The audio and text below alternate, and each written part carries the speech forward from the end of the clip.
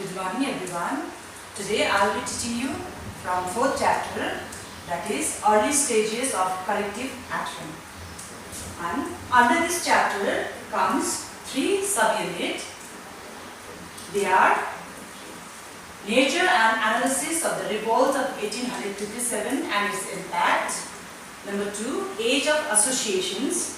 Number 3, expression of nationalism in literary works and paintings. Okay. Today I will be doing only first subunit, that is nature and analysis of the revolt of 1857 and its impact. Okay. Before going through the subunit, let me explain what does this collective action mean. Unit discuss गर्नुभन्दा अगाडि यो हामीले heading को collective action भन्नाले चाहिँ के बुझ्छौं भन्ने कुरा चाहिँ म तिमीलाई स्पष्ट गर्न चाहन्छु.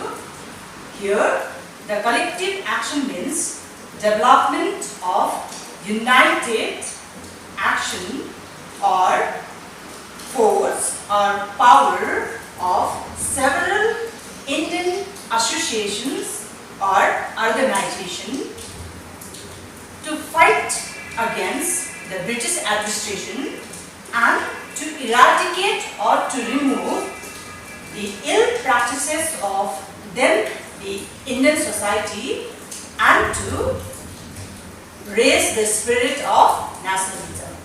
Okay? Collective action भन्नाले यो च्याप्टरमा हामीले बुझ्छौं कि during the second half of 19th century, that means 1850 देखि यता इन्डियामा जति पनि अर्गनाइजेसन एसोसिएसन्सहरुको जन्म भयो, ती एसोसिएसन्सहरु अर्गनाइजेसन्सहरु अल लिडर्सहरु युनाइटेड भएर एकबद्ध भएर ब्रिटिश साम्राज्यको विरुद्धमा लड्नु अनि सँगसँगै त्यतिबेलाको इन्डियाको समाजमा धर्ममा जति पनि कुप्रथाहरु थियो त्यसलाई हटाउनु अथवा सुधार ल्याउनु अनि सँगसँगै देशवासीको हृदयमा राष्ट्रिय प्रेमको भावना जगाउनलाई चाहिँ भनेको छ collective action. Okay, is that clear? Okay, now we'll go for nature and analysis of the revolt of 1857 and its impact. According to the West Bengal को नयाँ सिलेबस अनुसार revolt of 1857 को पूरा डिटेलमा causes अनि त्यसको ड्युरेसन, रिजल्ट सबै हामीले class 8 मै पढ्नुपर्छ. सो यो च्याप्टरमा खाली हामीले 1857 को आन्दोलनलाई खाली त्यसको नेचर, त्यसको एनालिसिस र त्यसको इम्प्याक्ट, त्यो आन्दोलन भइसकेपछि त्यसको के प्रभाव पर्यो त्यति कुरालाई मात्र हामी डिस्कस गर्ने छौं क्लास 10 को सिलेबसमा चाहिँ. तर पनि अलिकति डिटेलमा जानु पर्यो हामीलाई थाहा भएको कुरा हो. The British rule in India started from 1757 with the Battle of Plassey. Okay. British East India Company under the leadership of Robert Clive fought with one Indian native power, that is the Nawab of Bengal, in the year 1757, and that battle came to be known as the Battle of Plassey. So, with that battle, the English laid the very foundation of British rule in India. Okay, so from 1757 to 1857, the year in which the Great Revolt of 1857 broke out. 1757 देखि लिएर 1757 जुन सालमा ब्रिटिशहरुले सानो रूपमा आफ्नो शासनको सुरुवात गर्यो बेंगलमा. त्यहाँदेखि लिएर 1857 सम्म यो 100 सालको लामो अन्तरालमा the British East India Company was successful to build their vast empire occupying most of the Indian territories. अनि 1757 देखि लिएर 1857 को यो 100 सालको अन्तरालमा ब्रिटिश ईस्ट इन्डिया कम्पनीले विभिन्न कानुनहरू बनाउँदै अनि लडाई गर्दै इन्डियाको प्राय जस्तो प्रान्तहरूलाई जितेर एउटा साम्राज्यको निर्माण गरिसकेको थियो। अनि यो लङ 100 इयर्समा इन्डियन्सहरूले पनि उनीहरूको विरोधमा जग्गा-जग्गामा रिभोल्टहरू गरेको थियो। तर ती रिभोल्टहरू जो चाहिँ 1857 भन्दा अगाडि इन्डियन्सहरूले ब्रिटिसको विरोधमा गरे, ती रिभोल्टहरू चाहिँ those revolts were very local in nature. Local means particular एरियाको पर्टिकुलर मान्छेले एउटा पर्टिकुलर कजलाई लिएर ब्रिटिसको विरुद्धमा लड्यो। फर एक्जाम्पल कोल रिबेलियन, कोल जातिहरूले उनीहरूमाथि भएको अत्याचारको विरुद्धमा उनीहरूले आन्दोलन गरे। एन्ड द्याट आन्दोलन कन्फाइन्ड विदिन देम, कोलहरूको अन्डरमा मात्रै भयो त्यो आन्दोलन, त्यो अर्को जग्गामा बढ्न सकेन। त्यसरी नै इन्डिगो रिभोल्ट, इन्डिगो रिभोल्ट बङ्गालको इन्डिगो कल्टिभेटर्सहरूले इन्डिगो प्लान्टर्सको विरुद्धमा गरे। यो चाहिँ भयो लोकल इन नेचर। त्यो आन्दोलनहरूले चाहिँ अल इन्डिया बेसिसको रूप धारण गर्न सकेन। त्यसै कारणले गर्दा ती आन्दोलनहरूलाई ब्रिटिस एडमिनिस्ट्रेसनले सजिलोसँगले सप्रेस अथवा दबाउनु पनि सक्यो। तर 1857 मा जुन चाहिँ आन्दोलन हुन्छ भयो, अब हाम्रो लागि चाहिँ यहाँ च्याप्टरमा चाहिँ हुनेवाला छ, त्यो आन्दोलन चाहिँ लोकल रेबेलियन अथवा लोकल रिभोल्ट थिएन। र के कारणले चाहिँ भयो होला भन्दा डिटेलमा नगए पनि अलिकति हामीले पढ्नु पर्यो। During the long 100 years, the British administration exploited, suppressed all classes of Indians irrespective of class, creed and religion, socially, politically, economically and religiously. अनि यो 100 सालको शासनकालमा ब्रिटिस एडमिनिस्ट्रेसनले भारतको सम्पूर्ण मानिसहरूलाई, चाहे त्यो जुनै जातको किन नहोस्, जुनै धर्मको किन नहोस्, अनि लोअर क्लासको किन नहोस्, अप्पर क्लासको किन नहोस्, सबैलाई चाहिँ के गरेको थियो, सप्रेस गरेको थियो अथवा अत्याचार गरेको थियो। अनि all the Indians were not satisfied with the administrative policy of the British. ब्रिटिसको जुन चाहिँ एडमिनिस्ट्रेटिभ पोलिसी थियो त्योसँग चाहिँ कुनै पनि इन्डियन्स के थिएन, सन्तुष्ट थिएन। So they all were looking for an opportunity to rebel. उनीहरू सबैले चाहिँ मौका हेरिरहेको थियो कसरी चाहिँ हामी यो ब्रिटिस साम्राज्यको विरोधमा विद्रोहमा उत्रिने भनेर। अनि त्यति बेला एउटा पर्टिकुलर कज बनियो, त्यो चाहिँ के भन्दाखेरि चाहिँ 100 इयर्सको यो लामो टेन्युरमा ब्रिटिस फौजमा ज्यादा मात्रामा इन्डियन्सहरू पनि रिक्रुट भइसकेको थियो। इन्डियन सिपाहीहरू पनि ब्रिटिस फौजमा भर्ती भएर उनीहरू एज अ सोल्जर्स काम गर्ने गर्थे। अनि त्यहाँ चाहिँ के भयो भन्दाखेरि चाहिँ the British administration introduced a new kind of rifle in the Indian military force, that is Enfield rifle भनेर भनिन्छ। अनि जुन कुरा चाहिँ तिमीहरूको योमा चाहिँ पुष्टि छैन, इनफिल्ड राइफल भनिन्थ्यो। एन्ड इट वाज र्युमर्ड, यो चाहिँ हल्ला फैलियो, त्यो राइफलमा जुन चाहिँ कार्टिजेस चाहिन्छ त्यो कार्टिजेस चाहिँ ग्रिसी पेपरले कभर गरेको हुने गर्थ्यो। अनि त्यसलाई चाहिँ बन्दुकमा लोड गर्नुभन्दा अगाडि चाहिँ मुखले च्यात्नुपर्छ। अनि त्यो जुन चाहिँ चिल्लो पदार्थ छ त्यो चाहिँ बिफ र पर्कको मिटले बनिएको भनेर चाहिँ हल्ला फैलियो। अनि त्यहाँदेखि जति पनि इन्डियन सिपाहीहरू ब्रिटिस मिलिट्री फोर्समा थियो, हिन्दुज एन्ड मुस्लिम्स त हुने गर्थ्यो, उनीहरूले चाहिँ सोच्यो यो ब्रिटिस एडमिनिस्ट्रेसनले चाहिँ जानी जानी हाम्रो धर्म भङ्ग गर्नलाई चाहिँ यो सबै कुरा गरेको हो भनेर। अनि यस्तो प्रकारको हल्ला फैलिरहेको बेलामा all the people were discontent with the British administration. अनि त्यति नै बेला एउटा न्यू बनियो। अनि हामी सबैलाई याद छ झगडा हुनुको लागि पर्टिकुलर न्यू त चाहियो सबैलाई है। अनि त्यहाँको त्यो न्यू चाहिँ कहाँबाट सुरु भयो भन्दा चाहिँ मङ्गल पाण्डे, तिमीहरूले सुनेको नाम मङ्गल पाण्डे, ऊ चाहिँ बेङ्गल रेजिमेन्टको एउटा सिपाही थियो, सोल्जर थियो बेङ्गल रेजिमेन्टको। अनि इतिहासमा उहाँलाई क्रान्तिकारी आन्दोलनकारी भनेर भनिन्छ। अनि उहाँको योगदानलाई हामी धेरै मान्ने गर्छौँ। मङ्गल पाण्डे जो चाहिँ बेङ्गल रेजिमेन्टको सिपाही थियो, कलकत्ताको ब्यारकपुरमा उनीहरूको आर्मी बेस थियो है। त्यहाँनिर उनले एकजना युरोपियन अफिसरलाई अटेरी गर्दै डिसओबे गर्दै सुट आउट गरेर मारे। He killed an English officer. अनि उनले सुट आउट गरेर मारेपछि गभर्नमेन्टले अरू सिपाहीहरूलाई मङ्गल पाण्डेलाई एरेस्ट गर्नु भनेर अर्डर गर्यो। तर के गर्यो, अरू सिपाहीहरू कोही पनि अगाडि बढेर मङ्गल पाण्डेलाई के गरेन, अरेस्ट गरेन। तर पछि गएर ब्रिटिस गभर्नमेन्टले मङ्गल पाण्डे सँगसँगै जति पनि इन्डियन सिपाहीहरू जसले मङ्गल पाण्डेलाई सपोर्ट गरेको थियो उनीहरू सबैलाई अरेस्ट गरेर ट्रायल भएर उनीहरूलाई फाँसीको सजाय सुनायो है। अनि जब यो खबर स्प्रेड भयो तब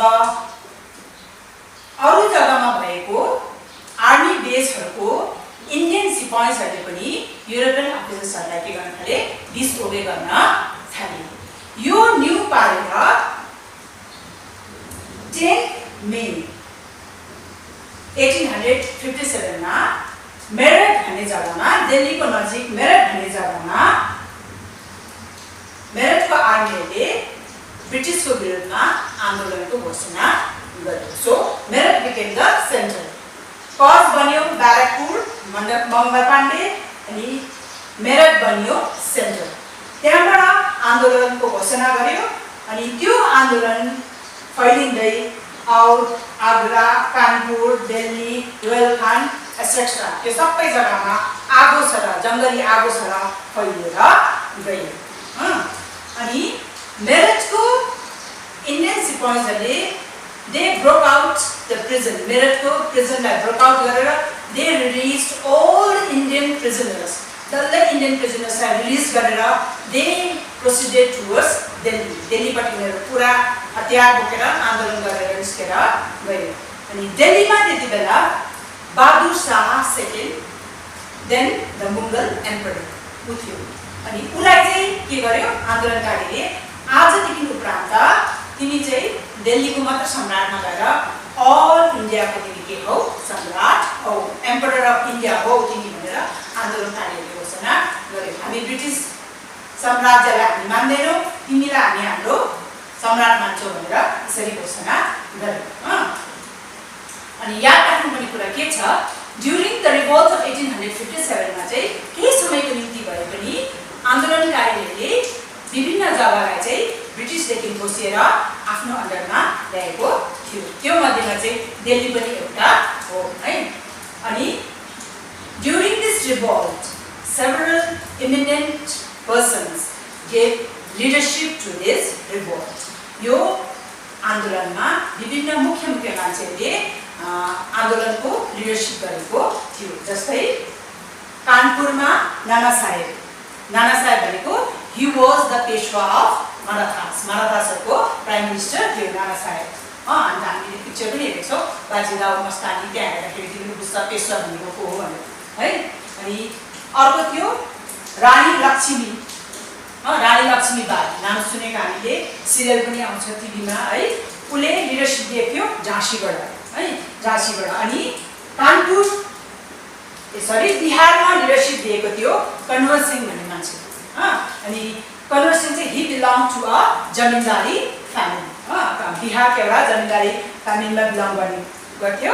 अनि नाना साहेबको आर्मीलाई चाहिँ लिड गरेको थियो कानपुरमा तान्त्या चोपे भन्ने मान्छेले।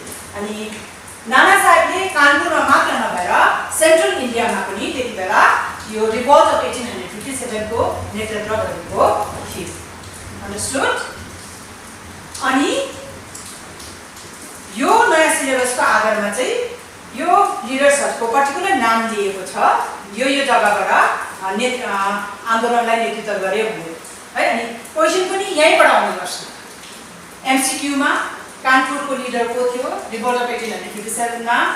अनि बिहारमा कसले नेतृत्व दियो? अनि रानी लक्ष्मीबाईले रिभोल्ट अफ 1857 लाई किन नेतृत्व गर्यो भनेर पर्टिकुलर क्वेसन आउने गर्छ। अनि त्यो चाहिँ किन गर्यो भन्दाखेरि चाहिँ हामीलाई याद भएको कुरा हो, with the application of subsidiary alliance, जो चाहिँ ब्रिटिसहरूको एउटा पोलिसी थियो सब्सिडरी अलायन्स। त्यो सब्सिडरी अलायन्सको अन्डरमा चाहिँ कुनै पनि नेटिभ इन्डियन राजाहरूको मृत्यु चाहिँ आफ्नो नेचुरल हेयर, आफ्नो उत्तराधिकारी, आफ्नो साख्य छोरा अथवा छोरी छैन भने चाहिँ त्यो थ्रोन चाहिँ एडप्टेड छोराछोरीलाई दिनु पाउँदैन, तर कसलाई दिनुपर्छ, कसले एनेक्स गर्नुपर्छ, ब्रिटिस एम्पायरले एनेक्स गर्नुपर्छ भनेर चाहिँ सब्सिडरी अलायन्स थियो।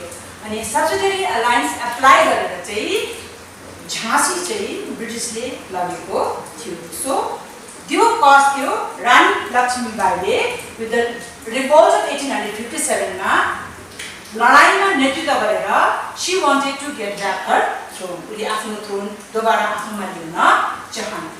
त्यसरी चाहिँ तिमीहरूले आन्सर लेख्नु पर्यो, क्वेसन आइहाल्यो, अन्डरस्टुड। अनि यो आन्दोलनमा केवल यो सिपाही, सोल्जर्स अनि विभिन्न नेटिभ किङडम्सको लिडर्सहरूले मात्र भागीदारी नजनाएर मास पपुलेसनले पनि, ज्यादा मात्रामा सिभिल पिपलले पनि यो आन्दोलनमा के गरेको थियो, भागीदारी जनाएको थियो। तर दो they all fought very bravely, तर पनि रिभोल्ट अफ 1857 ले ब्रिटिस साम्राज्यको अन्त गर्न सकेन, अथवा हामीले भन्नुपर्दाखेरि रिभोल्ट अफ 1857 के हुन सकेन, सक्सेसफुल हुन सकेन। अब यहाँ एउटा तिमीहरूको बुकमा एउटा अर्को युनिट जोडेको छ।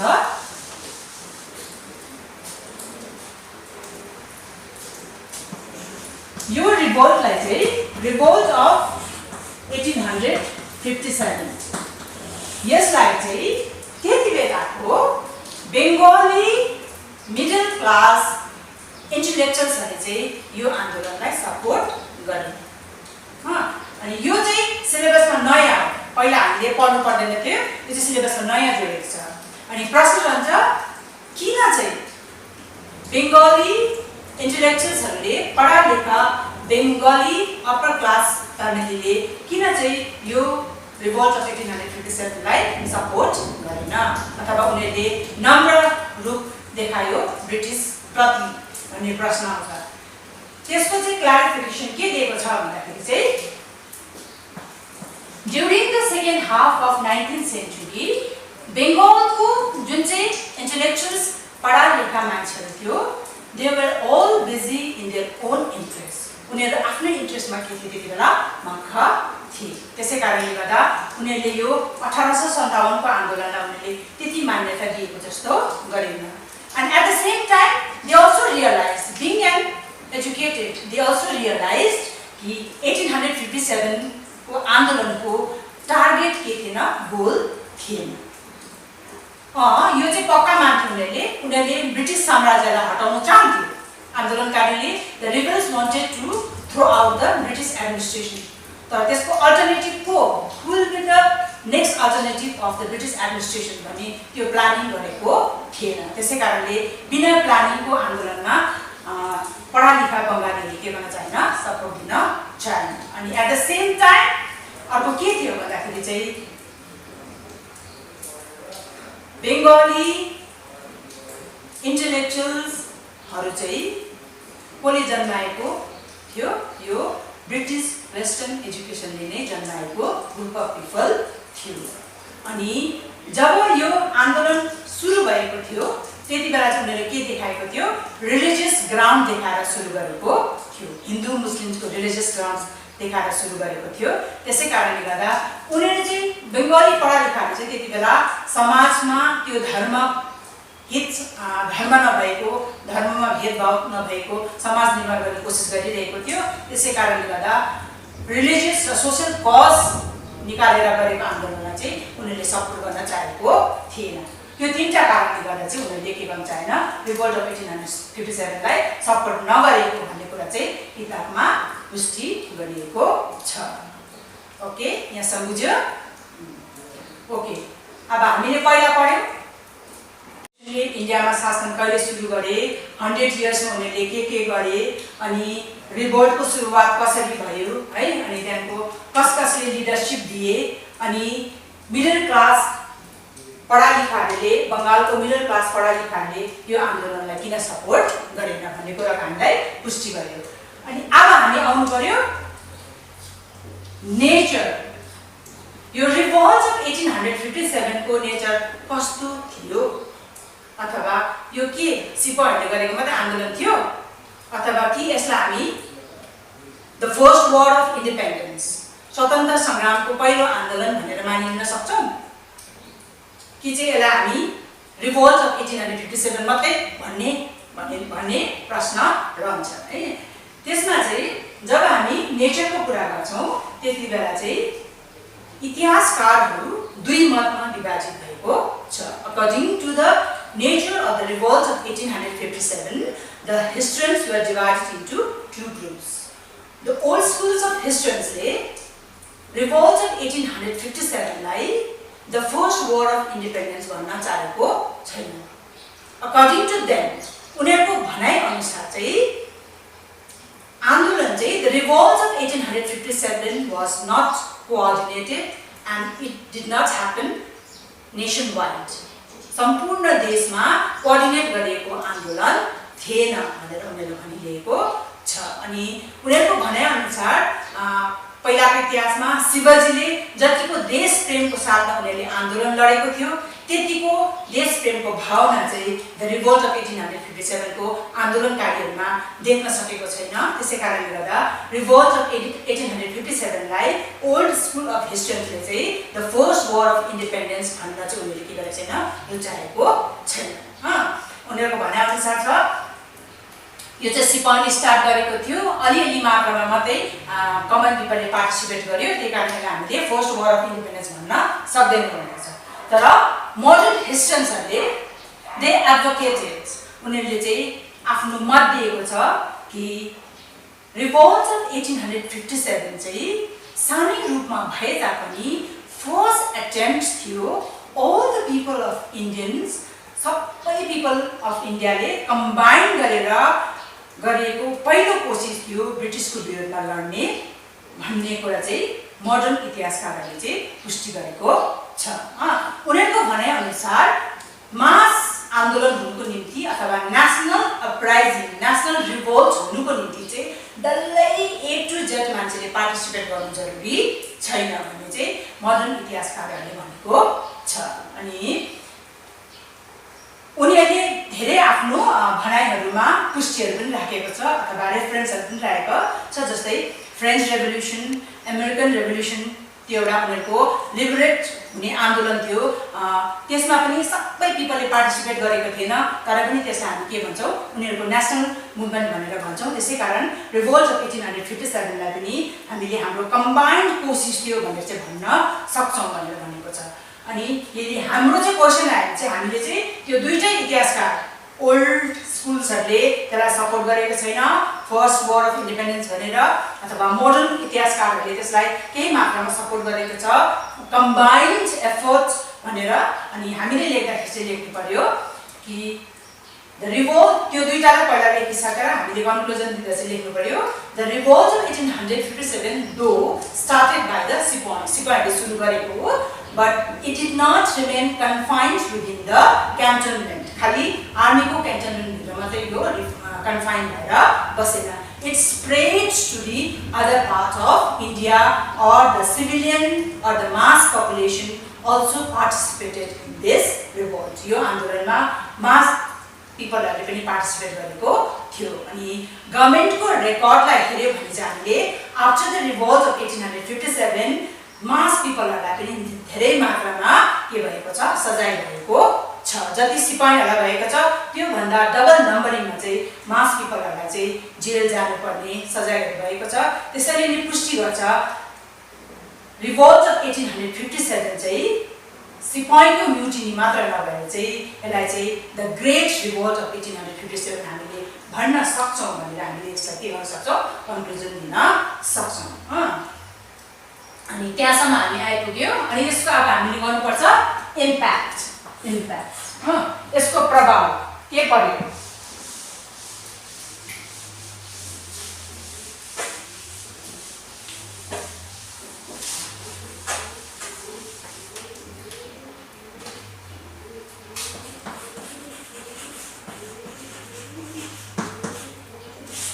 इम्प्याक्ट भनेर क्वेसन आउने गर्छ। इम्प्याक्ट भन्दा पनि क्वीन्स प्रोक्लामेसन भनेर प्रश्न आउने गर्छ है। अनि द रिभोल्ट अफ 1857 ले चाहिँ जतिको इन्डियन्सलाई प्रभाव पार्यो त्यो आन्दोलनले त्यति नै ब्रिटिस एडमिनिस्ट्रेसनलाई पनि इम्प्याक्ट अथवा इफेक्ट दिएको छ। त्यो कसरी भन्दाखेरि चाहिँ फर्स्टमा चाहिँ now the British parliament government realised the danger of allowing the commercial or a trading company to give or to rule a vast country like India. Revolt of 1857 भइसकेपछि चाहिँ त्यति बेला लन्डनको पार्लियामेन्ट गभर्नमेन्टको चाहिँ आँखा खुल्यो नि। अनि हाम्रो अन्डरमा भएको एउटा ट्रेडिङ कम्पनीले चाहिँ एउटा व्यापारी कम्पनीले चाहिँ मदर कन्ट्री इङ्ल्यान्ड भन्दा ठुलो देश इन्डियालाई के गर्दै रहेछ शासन गर्दै रहेछ। यो चाहिँ क्वीनको निम्ति अथवा लन्डन पार्लियामेन्ट गभर्नमेन्टको निम्ति चाहिँ यो चाहिँ के भयो डेन्जर भयो। They realised the danger. अनि so with that now the parliament government or the queen wanted to take direct control of Indian administration. अब चाहिँ क्वीनले चाहिँ इन्डियाको एडमिनिस्ट्रेसन चाहिँ इङ्ग्लिस इस्ट इन्डिया कम्पनीदेखि हटाएर चाहिँ डाइरेक्टली क्वीनको अन्डरमा अथवा लन्डनको पार्लियामेन्ट गभर्नमेन्टको अन्डरमा ल्याउन चाहन्थ्यो। त्यसै कारणले गर्दा लन्डनको पार्लियामेन्ट गभर्नमेन्टले अगस्त 1858 मा एउटा एक्ट पास गर्यो, कानुन पास गर्यो, जुन कानुनलाई भनिन्छ the act of better government of India. Understood? अनि यो एक्टको आधारमा चाहिँ the Parliament Government of London ended the rule of English East India Company in India. अबदेखि उपरान्त चाहिँ इन्डियामा जत्रो ठुलो साम्राज्य इङ्ग्लिस इस्ट इन्डिया कम्पनीले फैलाएको छ त्यो साम्राज्यको शासन चाहिँ इङ्ग्लिस इस्ट इन्डिया कम्पनीले गर्ने छैन। Now the queen or the parliament government took the direct control of the Indian administration. Indian administration को direct control अब कसको हातमा गयो? क्वीन को हातमा गयो। त्यति बेला चाहिँ क्वीन चाहिँ हुनुहुन्थ्यो क्वीन भिक्टोरिया। हामीले याद गर्नु पर्यो इम्प्याक्टमा चाहिँ पार्लियामेन्ट गभर्नमेन्टले क्वीनले रियलाइज गर्यो danger of company ruling country and त्यसै कारणले गर्दा now she wanted to take over the administration of India directly, so the parliament government passed act came to be known as the Act of Better Government of India. With this act the rule of East India Company ended in India अनि क्वीनले directly अब rule गर्न थाल्यो। अनि जुन चाहिँ कम्पनीको अन्डरमा चाहिँ उनीहरुको हेडलाई चाहिँ गभर्नर जनरल भन्ने गर्थ्यो, अब क्वीनको अन्डरमा चाहिँ अनदर टाइटल पनि जोडियो जसलाई चाहिँ के भनिन्थ्यो वाइसरॉय। के भनिन्थ्यो रे वाइसरॉय।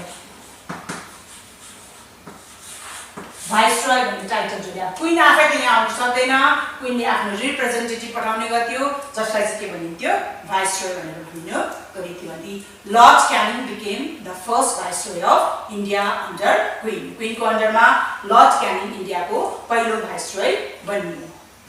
नाम छ लर्ड क्यानिङ।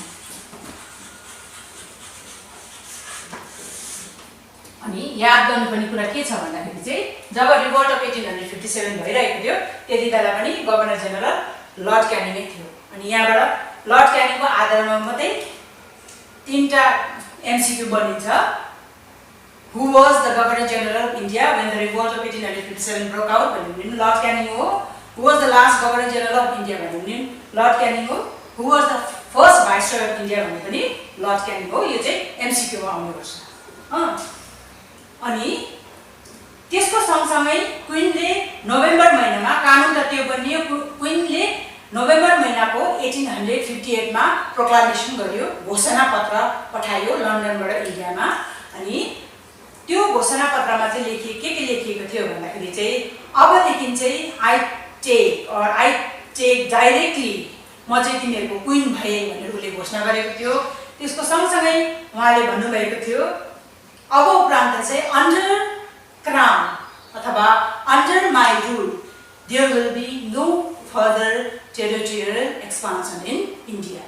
अब क्वीनको अन्डरमा अथवा पार्लियामेन्ट गभर्नमेन्टको अन्डरमा चाहिँ इन्डियामा अब उपरान्त के हुने छैन, लडाइँ हुने छैन अथवा इन्डियन किङडम्सहरूलाई के गर्ने छैन, ब्रिटिसहरूले छिन्ने छैन भनेर घोषणा गरे। एक घोषणा।